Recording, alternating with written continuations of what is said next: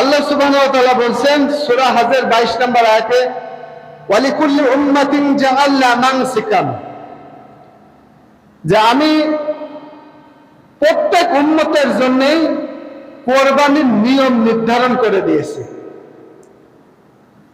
তাহলে এই আয়াত থেকে জানা গেল যে প্রত্যেক উম্মতের জন্যই কোরবানি ছিল, অর্থাৎ প্রত্যেক নবী কোরবানি করতেন।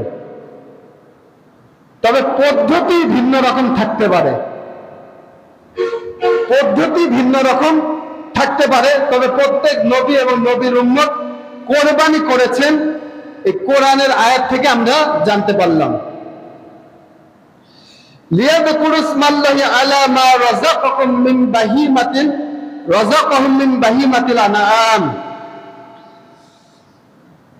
এবং এই যে এটা নির্ধারণ করেছেন কোরবানির নিয়মটা, এটা কেন করেছেন? যাতে তারা নির্দিষ্ট পশুগুলোর উপরে আল্লাহর নাম উচ্চারণ করতে পারে। তাহলে গায়রুল্লাহর নামে পশু জবাই করলে কি হবে? শিরক হবে। ওয়ালাআনাল্লাহু মান যাবাহা লিগায়রিল্লাহ, আল্লাহ তাআলা ওই ব্যক্তির উপর লানত বর্ষণ করেন যে গায়রুল্লাহর নামে পশু জবাই করে। আজকে যে হিন্দুরা বলি দেয় না, গায়রুল্লাহর নামে বলি দেয়, এই জন্য বিসমিল্লাহ বলে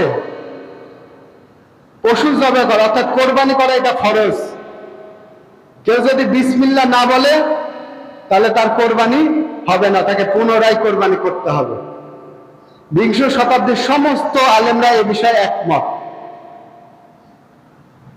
শাইখ আর কি ইবনে বাজ রাহিমাহুল্লাহ, সৌদি আরবের গ্র্যান্ড মুফতি শেখ উসাইমিন রাহিমাহুল্লাহ, শেখ সালেহ ইবনে ফওজান আল ফওজান হাফিজাহুল্লাহ, নাসিরউদ্দিন আলবানী রাহিমাহুল্লাহ, তাদের সবার একই ফতোয়া, যদি কেউ বিসমিল্লাহ না বলে কোরবানি করে তার কোরবানি হবে না, আবার তাকে নতুন করে কোরবানি করতে হবে।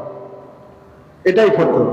এজন্য পশু জবের পূর্বে আল্লাহর নাম উচ্চারণ করা এটা ফরজ, আল্লাহর নাম উচ্চারণ করতে